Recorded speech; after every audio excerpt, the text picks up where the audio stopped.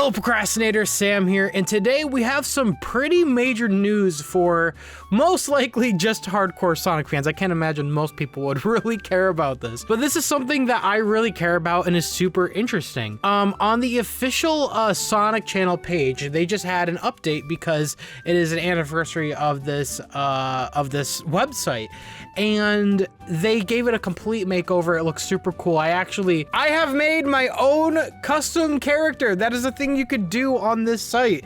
It's cool. It's a little card thing. It asks you what your favorite character is, what your favorite game is.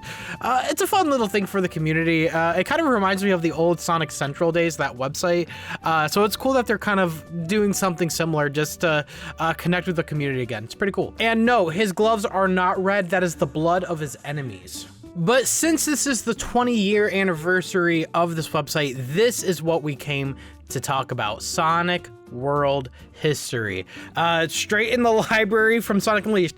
A lot of Sonic Unleashed love lately coming from the official channel. I wonder why. All jokes aside, I think this is super cool. So they did make an entire timeline of Sonic games, of the stories, and I did want to go over it. Now, I'm not a person that cares too much about where things lie. I do care, like, generalistically, like where things can kind of fit, but I'm hoping this will answer some interesting questions I've had about the lore of Sonic's world. And this is how I knew I had to make a video on this, was because of this first point right here. It starts with Sonic Unleashed. Now, of course, if you played Sonic Frontiers, you may have had some questions about where Sonic Unleashed still lied in the lore regarding the backstory, but I guess they go into it now. So let's just jump into it together and get a reaction. Here we go. So, prehistory, the destruction and regeneration by Dark Gaia and Light Gaia. At some point, Dark Gaia, which grew over millions of years, destroyed the Earth, and Light Gaia healed it, repeating the same history. So that all still rings true, apparently. And I guess if you could click this more button, I wonder what that does. Okay, so this just brings more info about the game itself, the history, and the world adventure there. So that's cool. So I guess each thing will have its own little sub webpage. That's awesome, and I'm really happy to see how much hard work they put into something like this. This is really cool. But obviously, for the sake of time, we're gonna stick to just the main page here. But yeah, so the evolution of Earth still happens via the story of Sonic Unleashed, where since the inception of Earth, Dark Gaia destroys the Earth, Light Gaia puts it back together. So I guess, yeah, and now we continue on to the story that we've come to know recently from Sonic Frontiers, the Ancients and the Chaos Emeralds. The Ancients take refuge on Earth with the Chaos Emeralds. A small number of their descendants escape to a place called Mystic Ruins and build a temple to the Master Emerald. Over the course of hundreds of thousands of years, the Ancients become the Chao. Now, this is interesting because some people were wondering how they become the Chao. We did know they become Chao, but some people were wondering how that happened. Maybe it's mutations with the Coco, but it looks like no, it's just, I guess, without too much detail, yeah, they just became the Chao over time, which is very interesting. And again, interesting on how they tied that into chaos. I think that's still really cool. And I would still love to know more details on how chaos came to be out of the Ancients, but that's room for another story. I don't expect to get all the answers because they still want to make more of these games, right? But this is still really cool that both of these happened and they laid it out for us. So Dark Gaia, Light Gaia kind of happens first. The Ancients come to still inhabit Earth. Tens of thousands of years ago, Dark Gaia's destruction of Earth, the earliest record. So because yes, they did say that there was early records of Dark Gaia's destruction, so I guess that would happen sometime after the Ancients came to Earth. The Earth is destroyed by a super energy life form called Dark Gaia that emerged from the core of a star. This event was later recorded in the ancient documents known as the Gaia documents.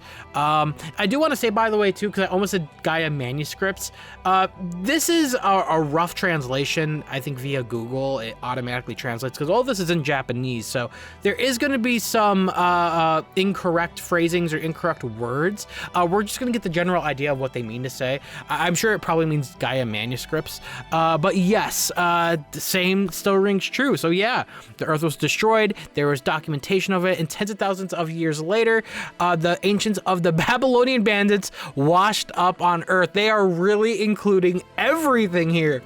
A spaceship from faraway space goes out of control, and the race that is the ancestors of the Babylonian bandits crash lands on Earth. The engine unit of the spaceship was separated at the time, is scattered around the world, and later comes to be called Ark of the Stars. To the exact time is unknown. And I think that's totally fine, by the way, if they were to just say this sometimes, because like, I don't expect them to perfectly fit everything like a glove in this universe. So if they're just like, it's somewhere around here, but we don't really know. I sleep at night just fine with that. That's fine. And then we are still so far in the past. We are only just now getting to like the Echidna tribe. The Echidna tribe is destroyed by the wrath of chaos. The Echidna tribe attacks the temple of the Master Emerald to steal it, but their Chow companions are sacrificed and the Echidna tribe is wiped out by the enraged chaos. And this is where we get the backstory of Sonic Adventure. But this is so interesting though. We are still just talking about ancient lore within the stories. We're not even talking about Sonic's actual adventures yet in these stories. We're just talking about the backstory that happens first and kind of laying it out. So yeah, so the Babylonians came first before the Echidna tribe. Again, this is very interesting stuff here. And we're still, God, this is 2,000 years ago. What the heck? Black Arms, preparation for the invasion of Earth. The Black Arms drop a flying temple on Griffith on Earth. I gotta be honest with you, and maybe I'm just, I like, time is starting to get to me. I don't really know what they're talking about here. So I know the Black Arms were preparing to invade Earth. And you know, they asked Gerald Robotnik for info about it in exchange for Black Doom's DNA to create Shadow, but this is still from 2,000 years ago. So yeah, I guess they were preparing to invade Earth that long ago. Okay, so I tried looking it up, and I think actually what's happening here is this might be a translation error. They might be talking about Glyphic Canyon from Shadow the Hedgehog. I could be mistaken, so again, let me know in the comments on what you guys think this is, but it might be not Griffith, but Glyphic Canyon.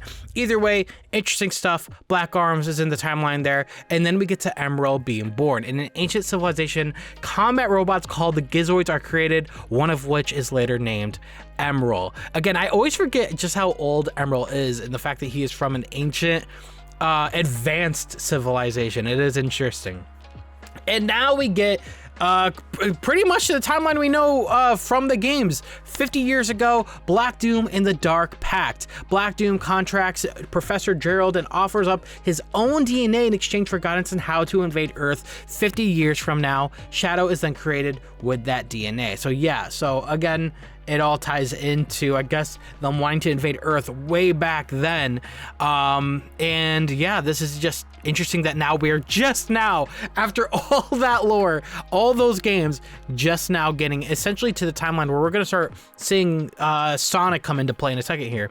The Ark's destruction incident. The ancient combat robots, the Gizoids, were the subject of research within the Ark, and they got out of control, causing extensive damage to the Ark's facilities. This is one of the reasons why Gunn intervened on the Ark, and we do know this from Gerald's journal in Sonic X Shadow Generations. In fact, again, I said it in my review, and I'll say it again, I highly recommend any Sonic fan who cares about these stories, I highly recommend reading Gerald's journal. It is so interesting how it kind of made me change my mind about Gerald, where it's like, he wasn't always evil. I know in the movies it kind of portrays him as just like an evil guy, but the journal really shows how Gerald truly is, and he really was dealing with a lot of bad things that were out of his control, and he was just treated poorly by both the government, by his own staff members on the Ark, and his own family. There's a really interesting story there, and I recommend anyone go read his journal to get more information about what it was like on the Ark back then, but it is interesting. Gun attack on the Ark. So we're still talking about the Ark. Wow. Maria is killed in a sudden gun attack. Gerald, who has lost his mind to his granddaughter's robbery, prepares to take revenge on the Ark system and Shadow, but he is also imprisoned and executed. Wow, they literally confirmed that. I think it was always implied that like what he was in was a firing squad, and I know in the Japanese version of Sonic X, they definitely like confirm it's like a firing squad because they literally kill him in Sonic X in the Japanese version. But yeah, he was just imprisoned and executed. That man was treated terribly. Justice for Gerald, man. 10 years ago.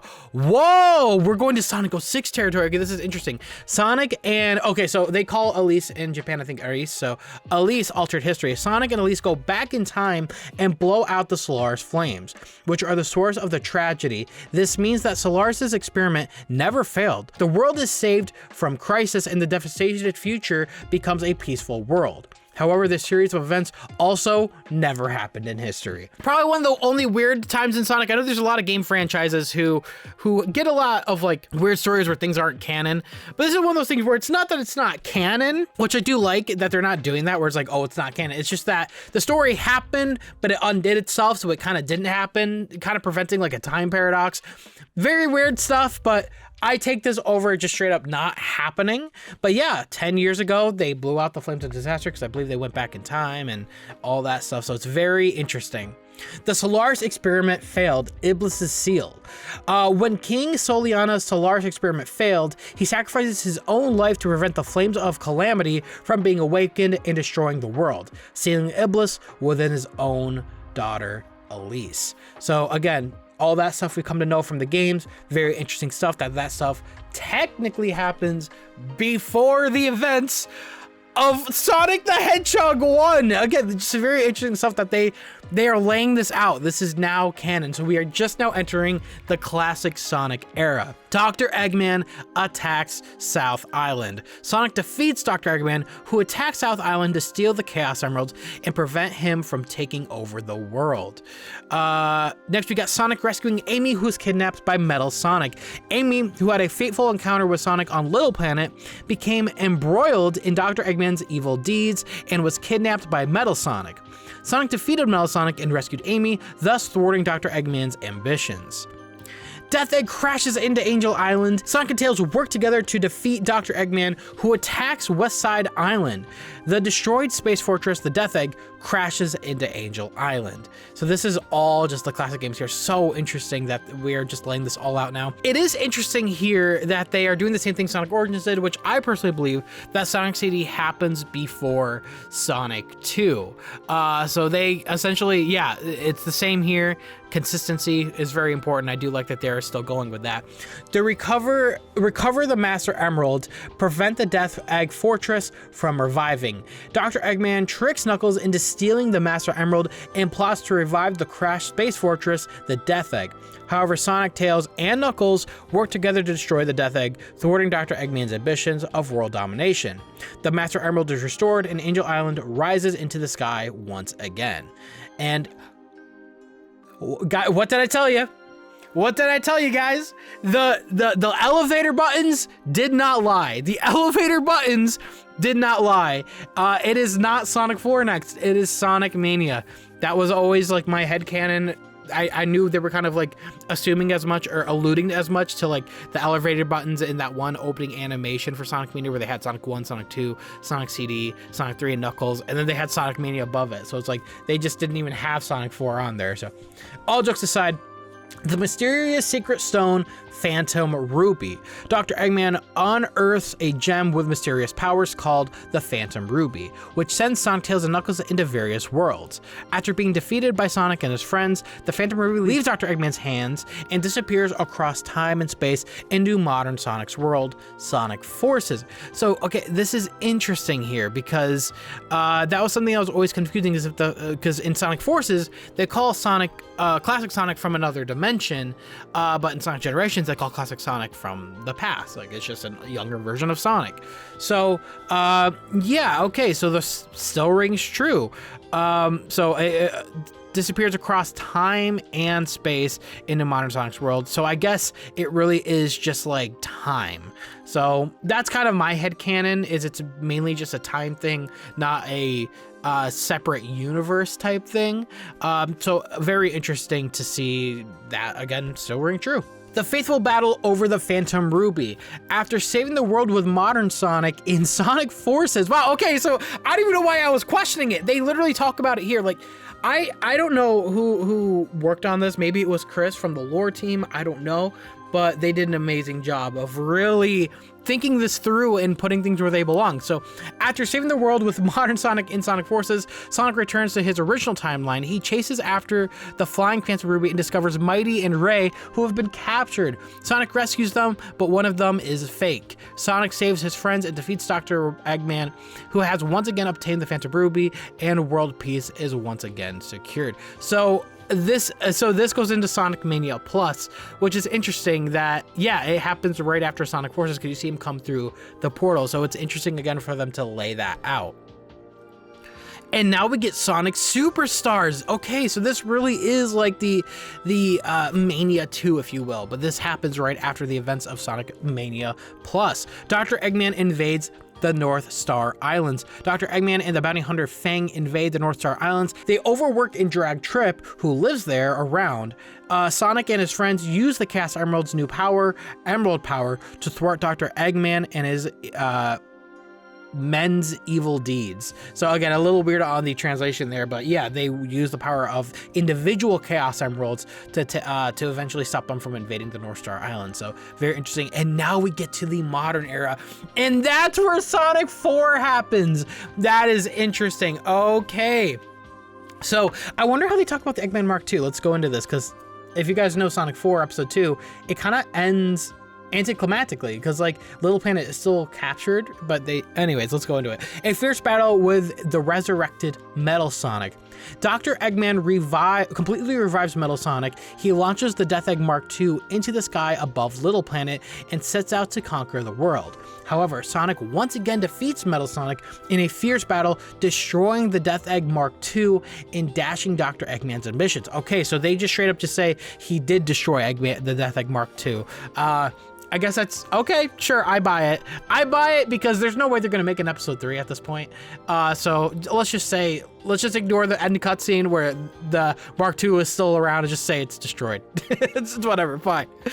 Sonic and his friends save the world. Okay, so now we go in to Sonic Adventure, and this is interesting. I noticed that they did mention he revives Metal Sonic here first, and that makes sense because you do see Metal Sonic in Sonic Adventure in the tube. He does come back in Sonic Heroes later on. He's kind of just always been around, so to say he was revived here makes sense and it fits. So I like that they really are thinking this stuff through. Sonic and his friends save the world from the threat of perfect chaos. Dr. Eggman releases Chaos, who was sealed away in the Master Emerald, and tries to use it to take over the world. However, Chaos goes out of control and evolves into perfect chaos, bringing the world to the brink of great destruction. However, thanks to Sonic and the will of many people, the Chaos Emeralds, which had lost their power, are restored, and Sonic transforms into Super Sonic. He stops perfect chaos and crushes Dr. Eggman's ambitions. Dude, Sonic Adventure, I still think is still one of the best stories, very interesting stories where they really combine the ancients of the Echidna tribe and the power of the Emeralds to the current world. I still think that's really interesting. Sonic Frontiers comes close, but I really do like the story in Sonic Adventure. Sonic Shuffle! What the heck? The Crisis, I'm surprised. I would think like something like Sonic Shuffle is not even canon, but okay. The Crisis of the Marginal World, a different world of light and dreams. Lumina, the guardian spirit of Marginal World, summons Sonic and his friends to stop Void from conquering Marginal World. Sonic and Lumina use magic cards and the Force Jewels to save Marginal World from the brink of collapse. Okay, interesting. I gotta be honest with you, I did not know or care for the story in Sonic Shuffle. I've tried to play it. We have a Dreamcast. Me and Kenny, we played it with VMUs. We played it locally. I still didn't really like the game, I gotta be honest with you. But sure, cool. Okay, they incorporated Sonic Shuffle there. And okay, and then now we get Sonic Adventure 2. I'm actually surprised maybe this didn't happen before Sonic Adventure. So this happens after Sonic Adventure. Okay, sure, why not? So now we have Sonic Adventure 2, Shadow Awakens. Dr. Eggman awakens Shadow and tries to use him to take over the world, but Shadow uses him instead to carry out the revenge plan left by Gerald. In the final stages of his revenge, Shadow regains his true memories thanks to Amy. He cooperates with Sonic to save the world at the cost of his own life. And they should have said parentheses, or did he? I don't know. Like, we know that's not true, so we're gonna see that again when they talk about Sonic Heroes. But first, and I always forget that Sonic Heroes did not happen right away. First, we actually get Sonic Advance 2. Wait a minute. But what about Sonic Advance 1? Did we get Sonic Advance 1? Okay, I don't know. Okay, interesting. Okay, cool. So I guess we go straight into Sonic Advance 2. I'm surprised they didn't just throw in Sonic Advance 1 in here, or maybe it's implied. I don't know. So Cream and Cheese's first adventure. Sonic meets Cream and saves her with his friends. They rescue Vanilla, who is kidnapped, and defeats Dr. Eggman, who's planning to build Eggman Land again. So again, interesting stuff there. Rebellion, a masterpiece. So now we got Sonic Heroes. Metal Sonic, who has regained his sense of self, rebels and imprisons Dr. Eggman, and in the name issues a challenge to Sonic and his friends to conquer the world. Metal Sonic gathers Sonic and his friends biodata during the battles and becomes more powerful, but is ultimately defeated by Sonic and his friends. And yeah, we've come to know that, so very interesting stuff. Shadow the Hedgehog, Shadow rebels Black Doom's invasion of Earth. Black Doom and alien invaders invade the Earth. Shadow provoked Black Doom to learn about his past, travels the world in search of the Chaos Emeralds, and sometimes at odds with Sonic and others. After many struggles, Shadow defeats Black Doom, fulfills the wish entrusted to him, and revolves to overcome his past and move forward. So I guess they still kind of a little bit canonize the other endings where he's like sometimes at odds with Sonic and others, but they don't go into too much detail about it, which I think that's totally valid, because I do think the other endings in Shadow the Hedgehog is just absolutely ridiculous outside the canon ending. So again, good to see that they still canonize that he had some odds with some of his friends there. Now we have Emerald's growth and Rampage. Dr. Eggman tries to reboot the ancient weapon Gizoid and use it to take over the world, but it doesn't work and he disregards it. Sonic picks it up, names it Emerald, and raises it. Dr. Eggman uses Emerald, who has gained powers as a combat weapon, and ends up causing him to go out of control. There's no way to stop Emerald safely, and Sonic ends up defeating him. Which is, by the way, was a super depressing ending. We did play Sonic Battle recently on the channel on the live stream. That ending was really depressing. I think it almost made me cry. I'm not gonna lie here. Okay, next we have Sonic Advance 3. Now this is interesting because again, I don't recall a Sonic Advance 1 in this list, so it is interesting that maybe they just forgot. I don't know. I feel like that could have easily been fitted in somewhere there, but they go to Advance 3 here. So okay, they call him. Okay, so they do call him something different in Japan. Here they call him General. So Dr. Eggman uses the power of the Chaos Emeralds to split the world into 7 parts. He repeatedly uses General, a combat robot he developed based on Emerald, against Sonic and his friends, but was unable to win, and eventually General went berserk. Dr. Eggman was defeated. General was then retrieved and repaired, adjusted by Tails to begin living as a member of the Cream family. I do want to say though, I do love the story of Emerald and General and it having a good ending. Because the ending of Advance 3 is one of my favorite endings in all of Sonic. I think the cutscenes in that game, I know it's just Sprite, but it's very heartwarming, and seeing Cream being happy for General at the end was such a heartwarming image. I would love to see General in the story of Sonic once again, because Cream just came back. In fact, it's so funny. Sonic Crossroads revealed their data of how many of the characters people played as, and Cream was actually one of the most popular along with Sonic and Shadow. So I would love to see General come back in some way or referenced. But now we got Blaze, the princess from another world, comes to Sonic's world. So this is interesting because Blaze's backstory in Sonic 06 was absolutely screwed up. So this is okay, so let's go into it. Blaze comes to Sonic's world from another world to pursuit of the stolen Soul Emeralds. Through his interaction with Amy and Cream and fighting alongside Sonic, Blaze begins to trust Sonic and the others a little. Sonic and Blaze work together to defeat Dr. Eggman and Eggman Negative, and Blaze recovers the Soul Emeralds and return to his own world. So okay, it is very interesting. So they do say she is from another world. They're not necessarily specifying another dimension, they're just another world. Works for me, totally fine. And now we get Sonic 06. So a major incident surrounding the Flames of Calamity begins to unfold.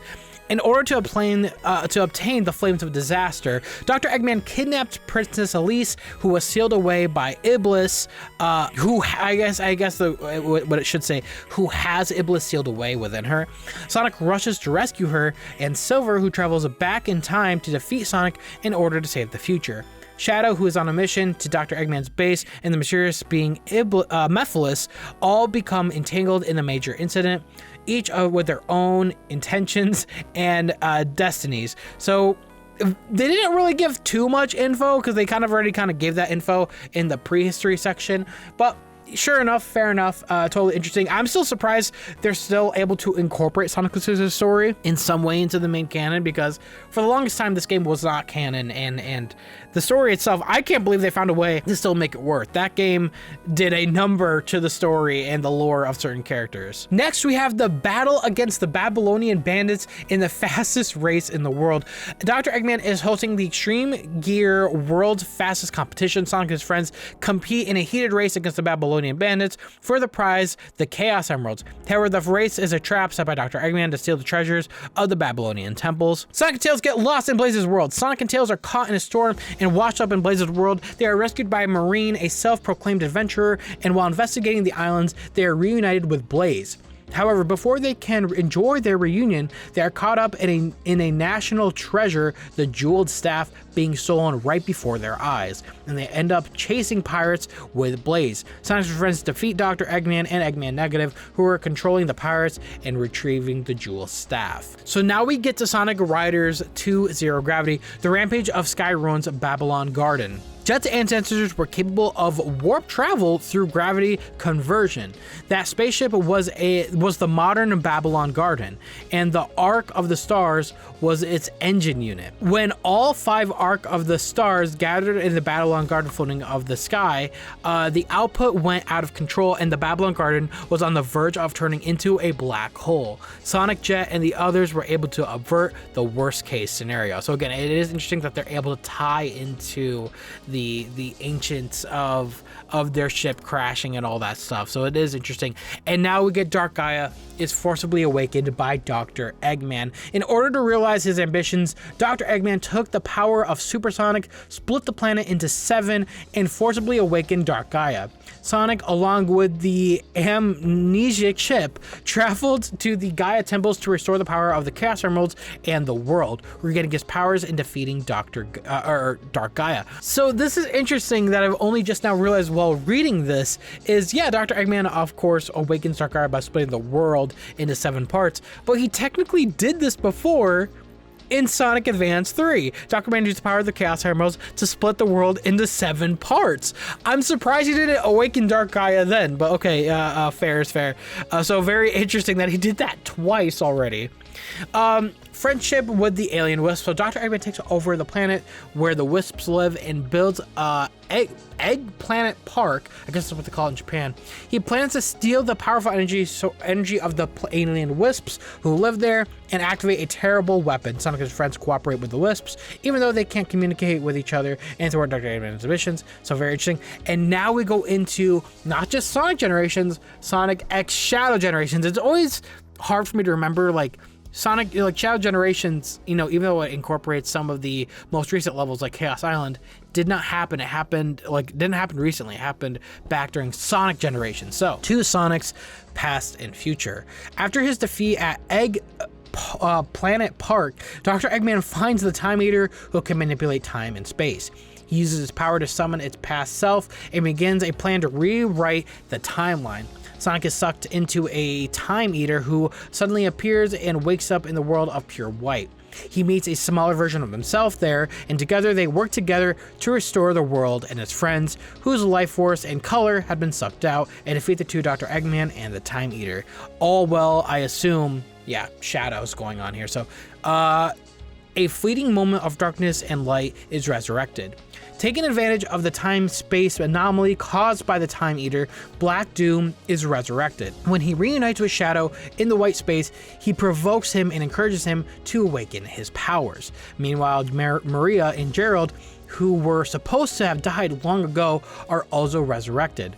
They spend a fleeting, precious time together in the stopped time-space. In the end, Black Doom attempts to absorb Shadow, who has become the strongest Black Arms warrior. But Shadow's heart has not been consumed by darkness, and he refuses. With Maria's wish still in his heart, he defeats Black Doom. And now we go, oh my God. After that, he goes into Free Riders? That's crazy. So now we go into Free Riders. Dr. Eggman disguises himself as King Doc of the Tar Egg Kingdom in order. I gotta be honest, I do not care at all about the story. I did like play it and I do not remember anything about this, but whatever. In order to embed the biodata of Sonic and other ancient racers into Metal Sonic, just like he did in Sonic Heroes, so very interesting. He holds the World Grand Prix, a global competition for extreme gear, where the winner will receive a huge prize of money and treasure. The race begins where the thoughts of each participant team intersect, so very interesting. And now we go into Sonic Lost World. The 6 demons betray Dr. Eggman. So they call them demons? The 6 demons? That's interesting, man. Japan always has the better dialogue. Dr. Eggman finds the Lost Hex, a mysterious land where the Oni clan live. He uses the conch shell, which is their weak point, to enslave the 6 demons and absorb their life energy from the earth. However, after losing the conch shell, the 6 demons betray Dr. Eggman, banish him, stealing the device, and sucked out the life energy, putting the earth in danger of collapse. Sonic and Dr. Eggman have no choice but to join forces and defeat the 6 demons that they had, and they defeat them. And now we go into, oh, wait, what? Oh, King Dodonpa holds a race. We go into Team Sonic Racing happens before Sonic Forces? What? Okay. It doesn't really matter, I guess. But I guess it's interesting because Zavik was in Team Sonic, whatever. Anyways. So Dr. Eggman steals the ultimate power engine developed by Dodonpa of the Dodonpa Kingdom and plots to use it for evil purposes. However, just as he is using the engine for evil purposes, he's defeated by Sonic and his friends, and his ambitions are thwarted. Okay, so there's barely even a story there. And now we have Sonic Forces. Sonic and his friend Team Avatar team up to free the world that was 99% conquered by Dr. Eggman. Dr. Eggman creates an infinite army with the power of the newly acquired Phantom Ruby, and with Infinite at his side, he takes control of 99% of the world. However, Dr. Eggman and his allies are defeated by the Resistance army formed by Sonic's friends and the Avatar who joined it. Modern and classic Sonic, and peace is restored to the world. And now we have Sonic Frontiers. A mysterious girl holds Knuckles captive in cyberspace. While investigating the ancient ruins he discovers on Angel Island, Knuckles is sent to Ares Island. Just as Knuckles thinks that Dr. Eggman is behind it, a mysterious girl appears and traps him in cyberspace. So they're not even talking about, they're talking about the prologue animation right here, which is interesting. So Dr. Eggman attempts to use the technology of the ancients of Starfall Islands and connect to the network, causing a series of incidents. Sage evolved by accessing the ancients' technology and began to interfere with Sonic in order to protect Dr. Eggman, who is trapped in cyberspace. In the process, Sage notices the unknown potential of Sonic, whose answers could not be found through calculations, and suggested to Dr. Eggman that they fight the true enemy. Together they defeated the End and saved the world. And oh my God, 200 years later, oh my God, we're tying it back into Sonic 06. Very interesting. The world before the change. The world has been devastated by Iblis. Silver and Blaze are fighting an endless battle against Iblis, who keeps resurrecting. With the guidance of Mephiles and the mysterious figure who suddenly appeared, the two travel back in time to the era in which Sonic and his friends live to kill the person who is said to be the Iblis trigger and the cause of the devastation. And now we have an altered future. Due to Sonic and Elise changing history, the calamity of fire no longer exists, and the disaster itself has not occurred, leaving the world in a state of peace. And that is it. So that is so interesting. I can't believe how they were able to tie so many things into Sonic's world. I know a lot of this at one point was just like not canon, kind of throwaway stories, but the fact that they were able to really use this lore team and to really tie this all together into a narrative, while it's not a big deal and doesn't overall impact any future games or the games they make, it is nice that they're able to do that. And I think this is what makes Sonic so special. I talked about it last night on my stream, but what makes Sonic so special is they do things that they don't do, that other characters don't do. You don't really see too much of this stuff with like Mario or any other major IP where they make this a coherent story with a timeline. This is not something they had to do, but it is nice that they did do this, and it gives us us, longtime Sonic fans, something to chew on and get intrigued into how certain things fit into this timeline. Now, they didn't cover every game. Like, I know they didn't cover Sonic 3D Blast, or they didn't cover like small games like that, and that's totally fine. They don't need to. But I think this is really nice that they were able to cover pretty much every mainline Sonic game, including a party game, to fit it into the timeline in some way. So that is very interesting. Very cool that they did this. Happy 20th anniversary Sonic channel. This is super cool. Thank you guys so much for doing this for longtime Sonic fans, and thank you for taking so much time into making such a detailed timeline for us to chew on into the future. This is amazing stuff. So let me know down in the comments what you guys think regarding this timeline. Let me know what game was not mentioned, and where you guys think fits in the timeline. But with all that said, this was super fun, super cool thing we were able to go through together. Hope you guys enjoyed. I'll see you guys very soon. Take care and have a good day. See you later, procrastinators.